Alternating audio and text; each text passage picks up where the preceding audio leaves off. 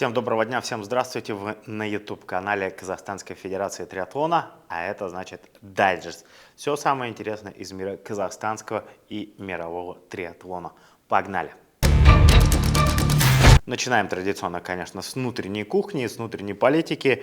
Итак, напоминаю, что меньше 3 недель остается, даже уже меньше, и практически 2 недели остается до старта первого кубка Тимир Адам, Газ Energy Тимир Адам Кап Туркестан. Напомню, состоится он 24 апреля. Ну и на ваших экранах сейчас можете видеть полное расписание того, как будет выглядеть не только соревновательный день, но и, напомню, начнется все 23 апреля. Именно в это время с 17:00 до 19 произойдет выдача стартовых пакетов. Напоминаю, что стартовые пакеты забирает лично каждый, но об этом дополнительно будет еще сообщено и ссылкой сделаем брифинг, онлайн-брифинг наш традиционный.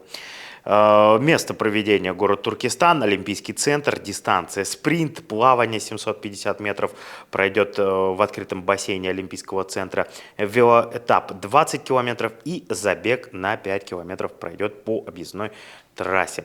Брифинг состоится в онлайн формате, ссылку, как я сказал уже, мы позже прикрепим. Положение и расписание карт опубликовано на сайте timiradam.com в разделе «Информация о старте». Регистрация на соревнования закрывается 21 апреля 2022 года в 23:00 по времени Нур-Султан. Так что со всей уже последующей информации этого кубка, первого этапа кубка Тимир Адам, не забывайте, вы можете ознакомиться на сайте timiradam.com, ну и онлайн-брифинг будет немножко позже.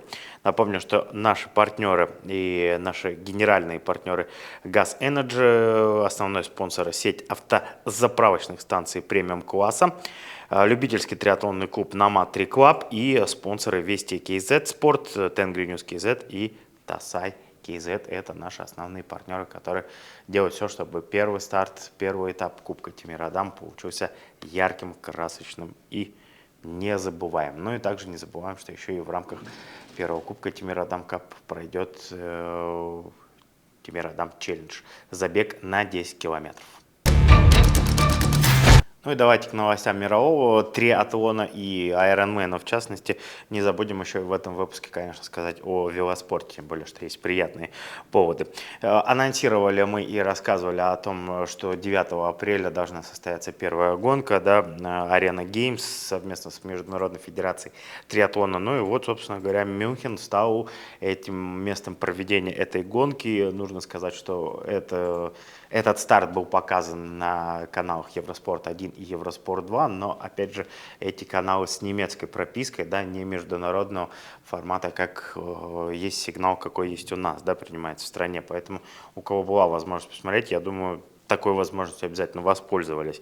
Очень необычный, интересный формат, полуфинальные стадии, в которых 3 победителя полуфиналов отбирались напрямую, и плюс еще дополнительно из каждого, соответственно, и плюс еще 3 человека отбирались по времени, так называемые lucky лузеры. Одинаковая сетка была как у мужчин, так и у женщин, состояла из нескольких полуфиналов, причем одну дистанцию это проходило несколько раз, то есть по 3 раза, если быть точным. Ну и в итоге очень любопытные сформировались финалы. Нужно сказать, что у мужчин первый полуфинал получился самым быстрым по времени и, наверное, может быть, по составу, таким ровненьким он получился. Поэтому неудивительно, что именно основная часть первого полуфинала целиком и полностью сумела квалифицироваться в финал. Ну а во втором полуфинале там главные звезды, конечно, были Алекс и на подиуме дважды финишировал Юстус Нишок. О нем тоже нужно будет сказать, причем что в финале он показал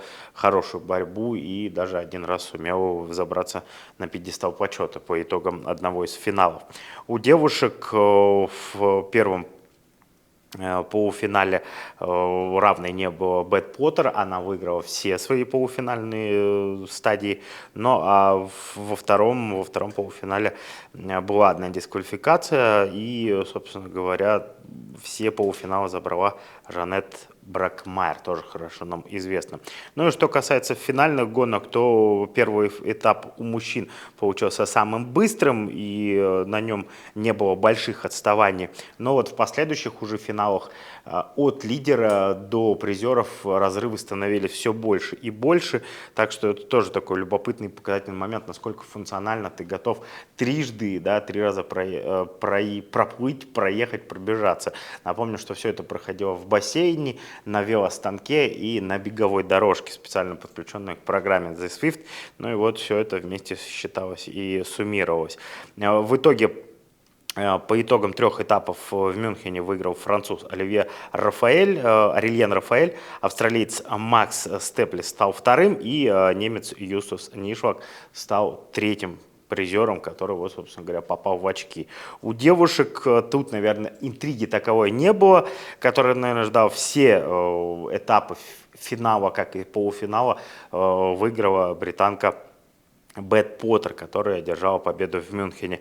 Призовые места заняли немка Лена Мейснер и Аннабель Ноу. Вот из 8 девушек, которые в финал пробились, вот такая конкуренция была. Напомню, что теперь и эти гонки, и эти Arena Games триатлон тоже входят в этапы. За них тоже начисляются очки рейтинговые. Так что понимаете, что ценность этих гонок повышается заметно. Ну и напомню, что следующий этап пройдет в Лондоне, ну а финал 7 мая в Сингапуре, так что если есть возможность, ищите Евроспорт, ну или какие-то другие возможности для того, чтобы посмотреть и понаблюдать за этим гонкой. Очень интересный формат, динамично, зрелищно, собственно говоря, то, что, наверное, и сейчас и нужно современному вот спорту, современному телевидению, все динамично, быстро, чтобы человек прильнул к экранам и от них не отвлекался. Но такие итоги первого Arena Games в Мюнхене.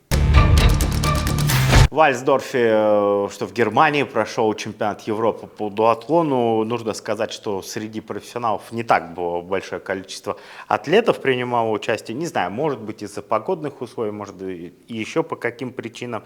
Но нужно сказать, что чемпионом Европы среди мужчин стал бельгиец Кеннет Вандервиш, который показал результат 2 часа 24 минуты. Подиум с ним составили голландец Дер Кнап и представитель Германии Хюркстин.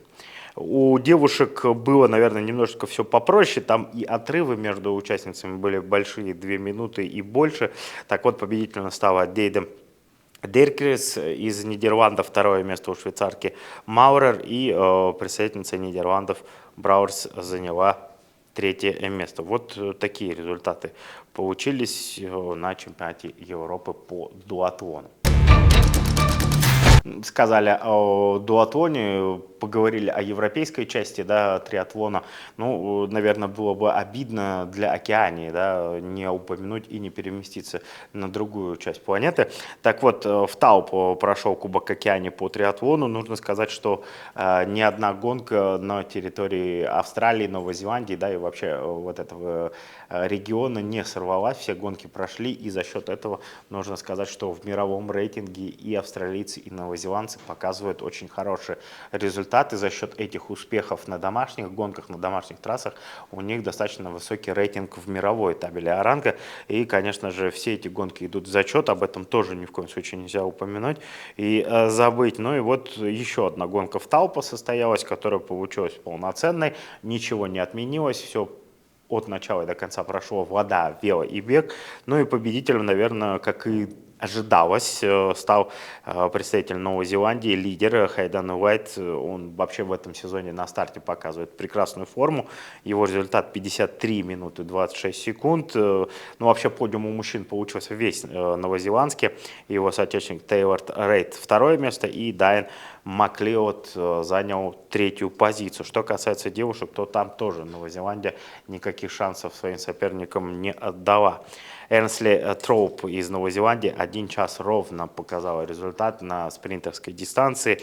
Николь Вандеркей второе место, уступив 4 секунды. И Андреа Хенсен, Новая Зеландия, 1 час 1 минута 16 секунд. Вот такие результаты Кубка Океании. Так что тоже любопытно понаблюдать за счет домашних гонок мирового рейтинга. Да, новозеландцы имеют возможность шагать в рейтинге очень хорошо. Поговорили о гонках триатлона, ну и, наверное, самое время переместиться сейчас на трассы Ironman, тем более, что много гонок прошло и половинок, и полных дистанций. Ну и нужно отметить, что с каждым годом растет вот это вот разделение. Если раньше мы видели много универсалов, которые принимали участие как на половинке, да, так и на полной дистанции, то вот сейчас люди и проатлеты очень грамотно составляют свой календарь и понимают, да, где они на половинках сильны или наоборот же, где наоборот, не получается у них на длинных дистанциях. Ну и давайте посмотрим, прошло сразу 3 гонки, прошел челлендж в Салон, в европейской части прошел Ironman в Акапулько, половинка в Техасе была, половинка, опять же, Oceanside также, ну и гонка, которая, наверное, больше всего внимания вызвала, это полный Ironman чемпионат Африки, причем он проходит, по-моему, если не ошибаюсь, с 2006 года. Ну вот нужно сказать, что самым популярным, если взять и сравнить все гонки, получился Oceanside половинка, вот там больше всего народу было зарегистрировано, 2700 человек вышло на старт, в остальных гонках чуть поменьше, но при этом, если на Oceanside не разыгрывались слоты, да, на чемпионат мира на кону, то вот в других гонках разыгрывались как раз эти слоты призеров и победителей. Ну и если вот так вот пробежаться по победителям, в Африке чемпионом на полной дистанции стал Кейл Бекингем, показав результат 7 часов 16 минут. Уступил ему 19 секунд Брэдли Уикс и третье место Мэтт Треутон.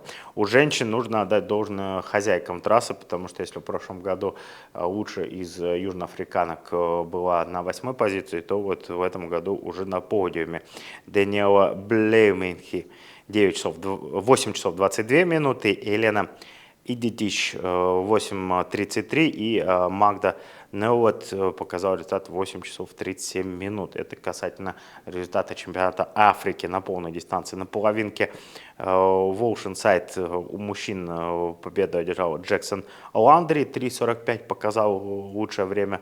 У девушек Тейлор Книп 4 часа 6 минут. Вообще у мужчин на Oceanside, по-моему, 13 или 15 человек удалось выйти из 4 часов, что тоже очень даже показательный и хороший результат. Ну и вот такие были промежуточные старты, плюс победители Акапулько. Ну и вот если посмотреть и говорить о наших соотечественниках или из людей, которые принимали участие с постсоветского пространства, наверное, в Африке финишировал Андрей Коваленко из Молдовы и представительница Азербайджана Рабия Аруджева.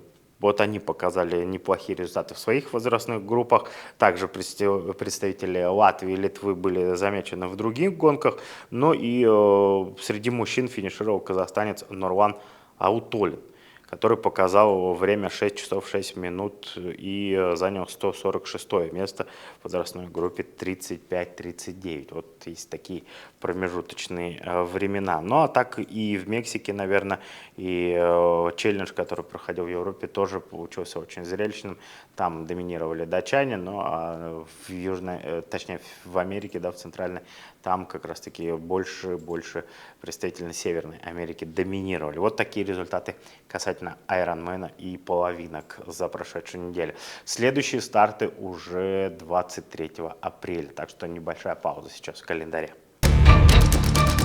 Как я и говорил, заглянем немножко на велоспорт, велошоссе, тем более, что на минувшей неделе в Таджикистане проходил чемпионат Азии, именно по дорогам Таджикистана колесили девушки, и нужно сказать, что для нас вообще этот чемпионат Азии получился неплохим, даже, наверное, хорошим, я бы сказал, тем более, что есть успехи как и в групповой гонке, так и в гонке с раздельным стартом, но и в частности, наверное, отдельное упоминание стоит золотая медаль Ренаты Султановой.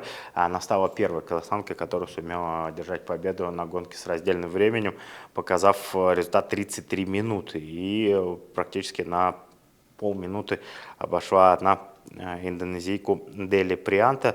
Третьей стала представительница монгольской страны Салонга Церен Лахам. Она проиграла 1,5 минуты нашей соотечественницы.